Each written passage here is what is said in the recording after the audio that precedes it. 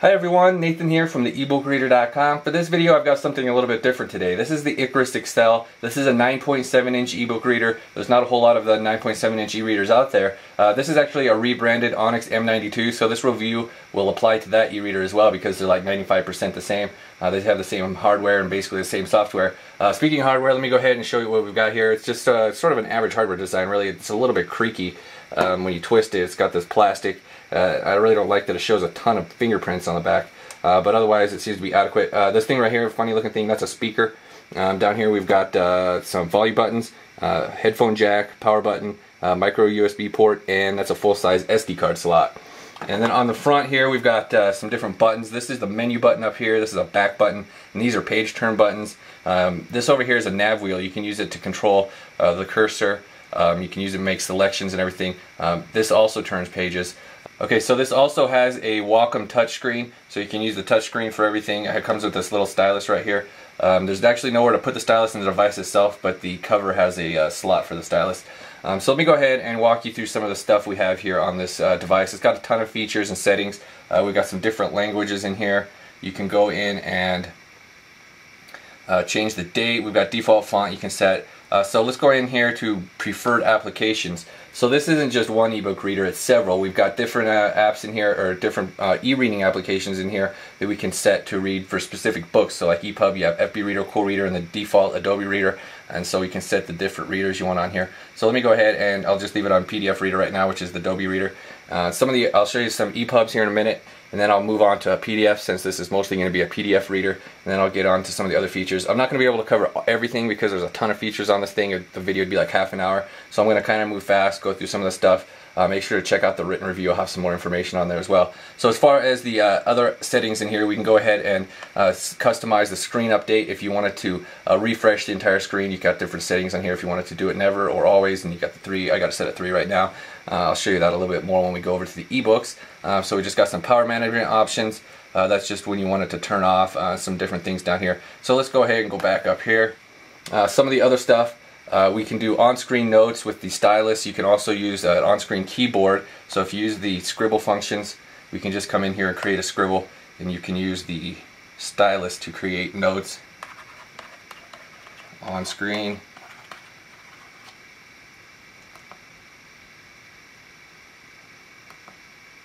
You can also create text notes that uses this little keyboard. It's actually, it works okay, but obviously it's really slow using this type of touchscreen. It's just going back like that.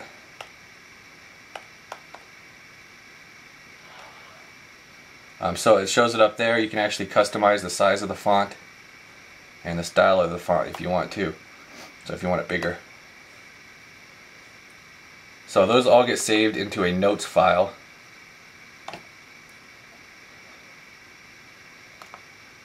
All the file navigation on here is the folder navigation, so everything's laid out in folders, which is nice. So like I said, the text editor, it gets saved on here in text files. It also supports multiple levels of folders, so you can have different levels. So that's nice about the folder management system.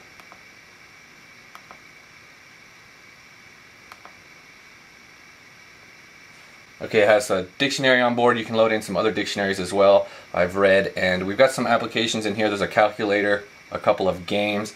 It also has a web browser. I however, have not been able to get Wi-Fi to connect. I've had issues getting Wi-Fi to connect. My theory is if you want web browsing, get a tablet. That's just sort of my theory, but it may work, I don't know. I just couldn't get Wi-Fi to connect for some reason. I might have to experiment with a few different things. Let's go ahead and show some PDFs on here. So that's probably what the main use of this is going to be for most people, is a PDF reader. You got the 9.7 inch screen. It's just so much better for PDFs than 6-inch ebook readers. Let me go ahead and load up a couple of different things here to show you some of the different features we have. So first off, you can turn pages obviously with the stylus if you want, tapping on the screen. We've got the page buttons over here. You can use the page turn buttons with this thing as well. It's just a little nav wheel. So if we bring up some different options, in the settings menu here, you can just do the zoom this way. That will reflow the text, and so it'll do weird things with the images and graphs and stuff like that. So you're going to want to keep that at 100% most likely. And then we can go in and do some other zooming options with the zoom setting in here. So there's a whole bunch of different presets. As you can see, we can cut margins, we can do height, the width, the zoom selection. So this one's actually pretty set how it is. So let me go into a different PDF and show you some of the different things we can do, since this one pretty much fits the screen how it is.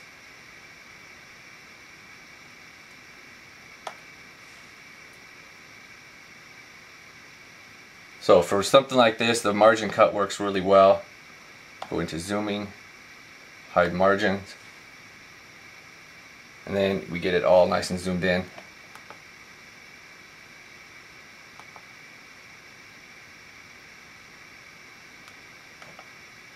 Alright, so some other options that we have.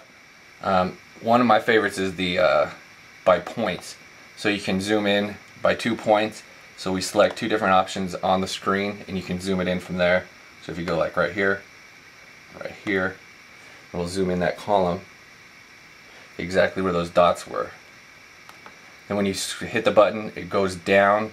It continues to go down the page. So that's the one thing. I wish they would add a 2-column mode. So like the Pocketbook e-readers and the Sony readers have a column mode. So when you're using 2-column PDFs like this, it gets to the bottom of the page, the bottom left corner, it'll go back to the top right corner when you hit the page button. But this one will just keep going down. So what you're going to need to do is you're going to need to use the stylus to scroll along the page to get back to the top right corner with the stylus. So some other zooming options that we have. Let's go ahead and rotate screen. So we can rotate the screen whichever direction you want.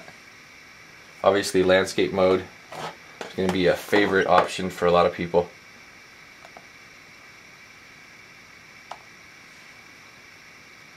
Got the full page, or you can do by width, and then you get the margins on the sides there. That's pretty good for PDFs or for landscape. Okay, let me go ahead and rotate the screen back. It shows better on the camera here. Alright, so aside from that, we've got some other options. So there's a selection zoom too. That works quite well. You're probably not going to show up on the camera here, but there's this little box, and you drag the corner of the box and you can get exactly what you want to appear in the zoomed in portion here.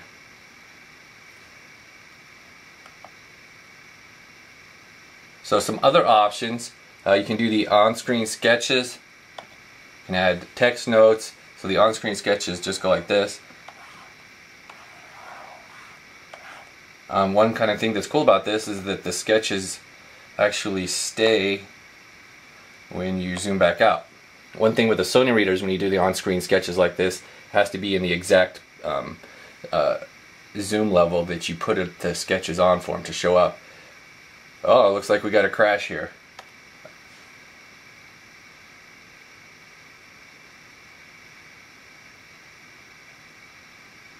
Huh, guess it didn't like resizing that. There we go. See, I resized it, we're back down there, and we still have the annotations on there, even after the crash. I haven't had that happen before actually, so that's the first. So we got different options in here too for your text notes. Some of the other stuff we have in here, so the layout, we can view multiple pages. Thumbnail view, if you want to scroll through a bunch of pages, you can view 4 pages at once.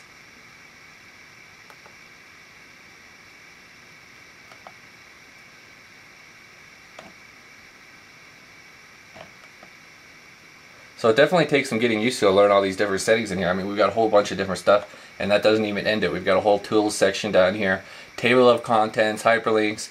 We can go in and copy text, look up stuff in the dictionary, text to speech. Okay, so now that I've shown you a couple of PDFs, let me go ahead and move on to showing you some of the ebook features. We've got a lot of features for ebooks. I got a whole bunch of these I loaded in from Pocketbook. Let's go ahead and load these up. Let's see here. So this is using the Adobe Reader right now. So the Adobe Reader is kind of lame, like it usually is. You don't really have very many settings. You got different font sizes. We can go in and add annotations. And you can just highlight the word. It's not like you can do on-screen text with this particular application. We don't really have any options for layout. For tools, we do have the options. You got text-to-speech, search, table of contents, the usual stuff. Let me show you what the text-to-speech sounds like. It's not bad. There's a bunch of different settings for it. It does take it several seconds to get started, but once it gets started, it goes pretty well. Emma watched and decided that with such feelings as were now shown, So if you come down here, tap this little text-to-speech guy, it brings up a bunch of different options. We've got different voices, female voices, some male voices. We've got different speed rates. There's also some different styles: clear, normal, plain, and vivid. 5 different speed settings. So once you change the settings, you come in and then you hit pause and then play, and it'll redo the settings, so now you have the different voice and the different speed. Emma watched and decided that with such feelings as were now shown, it could not be fairly supposed that he had been ever voluntarily absenting himself, that he had not been acting a part or making a parade of insincere profession. So the text-to-speech voice, you got some different options, so that's pretty cool. Let me go ahead and show you what I mean by changing different readers. We've got a bunch of different applications we can read this book in. We got the regular Adobe Reader, we've got FB Reader, and we've got Cool Reader. So what we can do is we can come up in here, go back to the settings, and change, where is it, preferred applications. So if we come into preferred applications, we change EPUB to FB Reader, then we can go ahead and get a different app to read our book in, and there's a whole bunch of different settings. You can customize virtually every aspect of the page. Come back in here to settings. So we've got different font styles pre-installed. You can also install your own font style. You can set the different font size. You can set the different font sizes. Another way to do font sizes is you can just use this thing to go up and down, and it'll change the font size on the fly. So a big e-reader like this is definitely a lot better for somebody who has poor eyesight and wants large font like this, because you get a lot more text on the screen than you do with something small like the Kindle.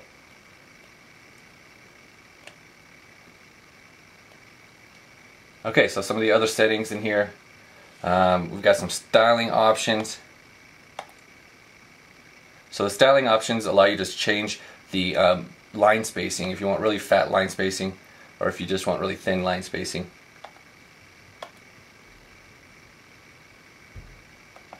I kind of like it at 110. Some of the other options. So this FB Reader has text encoding options, a whole bunch of different settings right there. So in the tools menu, we've got sort of the same deal as before. We got the dictionary lookup, the text-to-speech. It's got the same voices. It's all the same setup with the text-to-speech, whatever app you use. And obviously table of contents, dictionary lookup. I can't remember how the dictionary lookup works on this app. Do we tap a word? We do. You double tap a word, you bring up the dictionary. We can use different dictionaries. There's some different dictionaries you can install. Star Dictionaries is what it uses.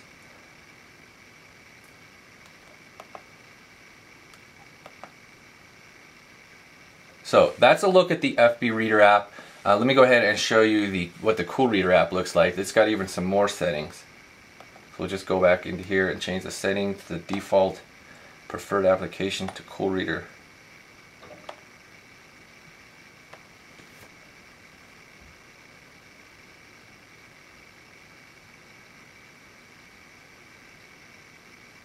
So with Cool Reader, one of the really cool things I like with it is when you change to landscape mode, you have the option to use 2 columns,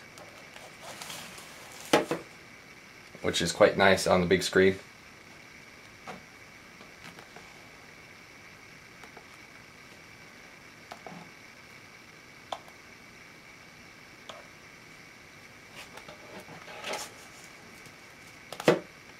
Alright, so some of the other settings with Cool Reader, obviously we've got the font adjustment options again, you got the different font sizes. As far as styling goes, we got the same line spacing options. And tools, we got the same sort of deal. You can use the dictionary lookup, the text-to-speech, you double tap the words to get the dictionary again. With the advanced settings here, we've got some more stuff for the Cool Reader. If we go into settings right here, you can actually set your custom margins, exactly what you want the margins on all 4 sides. That's where you set the two-page landscape mode, even though it's misspelled. We got some different sets here. You can do bold font, so that makes everything nice and dark. If you really want some really dark contrast, really dark text, you can go with a bold. Like I was saying earlier, if you tap down here, you can bring up your little, it tells you exactly what the percentage is of your battery. 55%. Got the clock right there, so you can bring up the clock as well.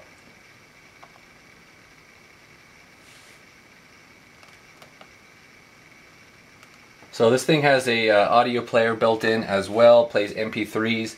That's just a basic player.